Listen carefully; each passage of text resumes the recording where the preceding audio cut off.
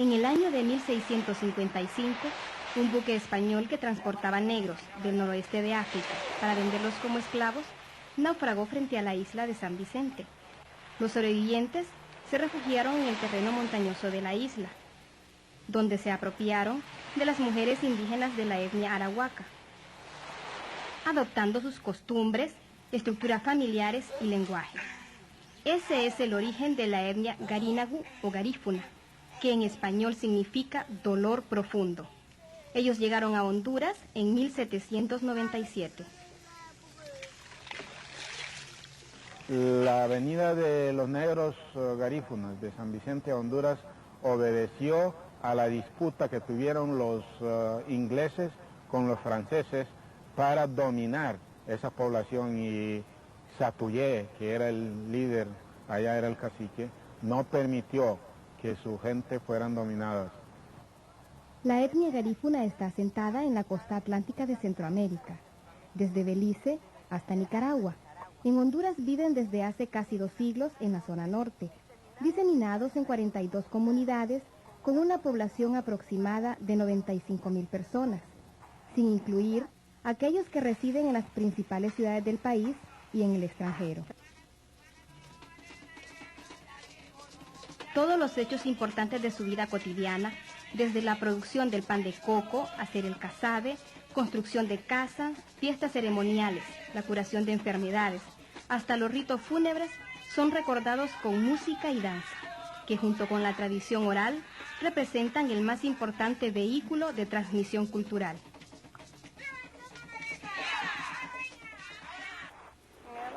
La salida de los garífunas de San Vicente y su llegada a Honduras es recordada con el tradicional baile de Guanaragawa o máscaro.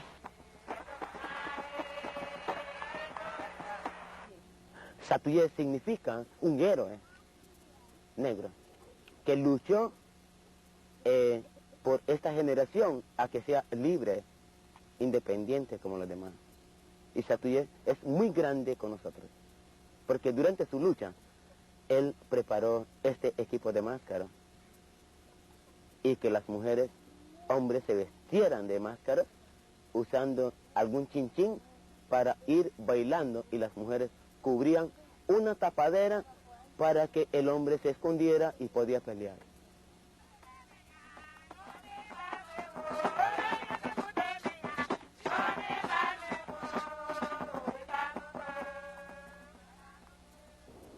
Los pueblos étnicos son vistos por el Estado como parte del folclore. En el caso de los garífunas, se busca conservarlos porque se han convertido en la cara atractiva del país para fomentar el turismo, y se les ve como un bien de consumo y no como seres humanos con derechos económicos, sociales y culturales. De esta manera se irrespeta su derecho a la tierra, a la salud, a la educación en su propia lengua y a no ser víctima de discriminación.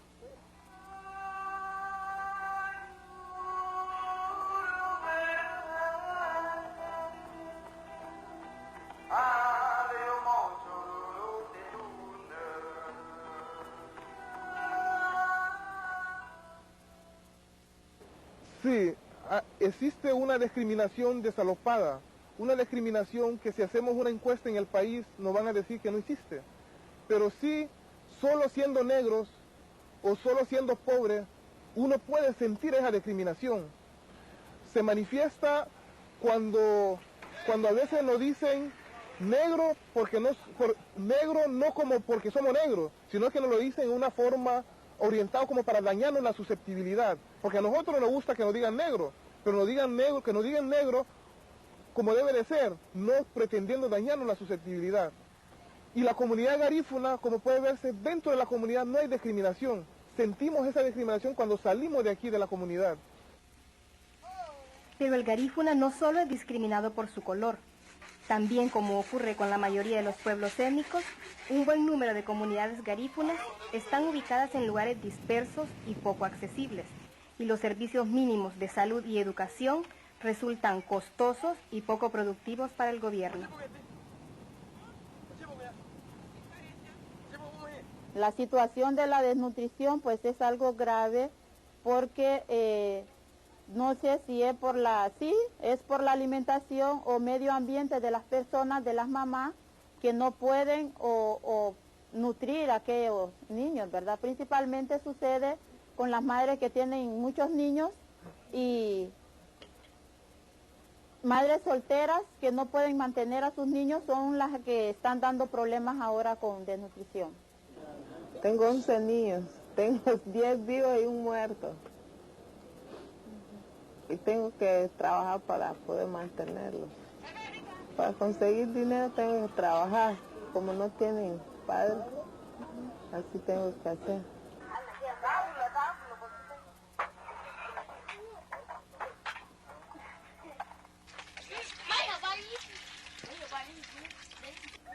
La mujer es el bastión de la cultura garífuna.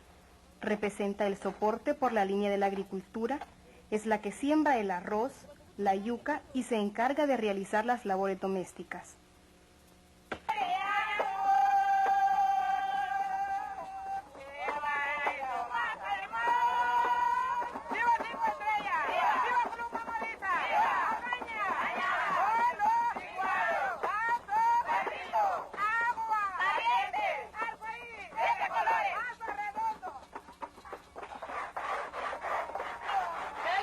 Pues compañeras y compañeros, la vida de garífuna a sembrar yuca, y a arrancar, y a hornar, y a cazar para que vive con sus hijos.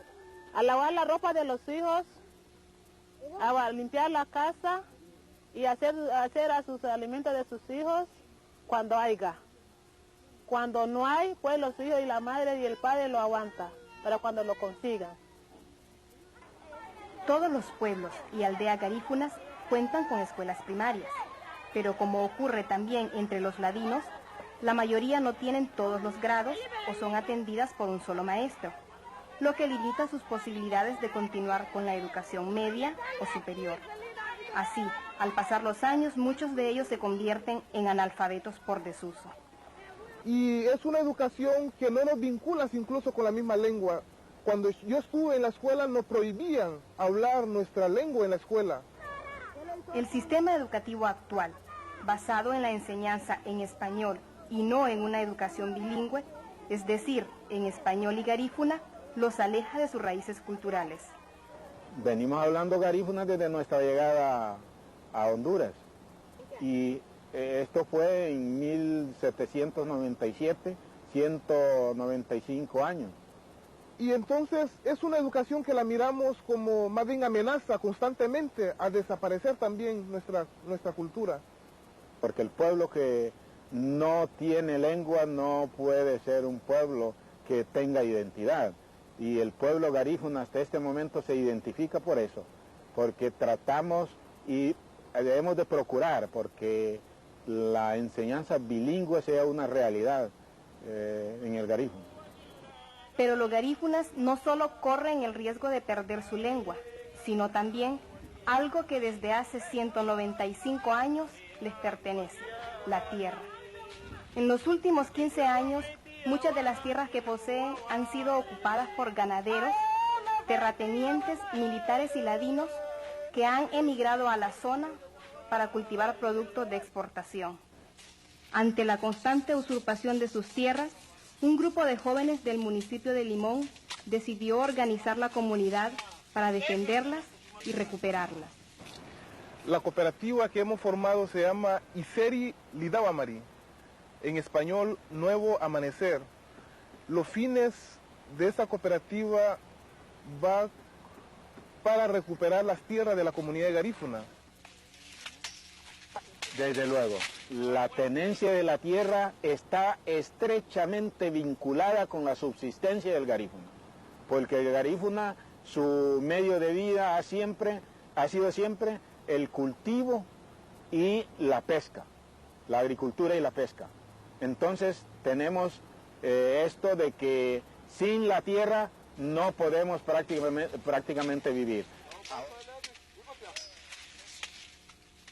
Entonces, la única que nos puede mantener, nuestra única madre en este momento es la tierra. Y como madre no la podemos dejar a nadie. Tenemos que recuperarla y tomarla y trabajarla como debe ser con nuestros valores culturales, con nuestro propio sistema agrario que le favorece a la misma tierra que dejarlo a los usurpadores.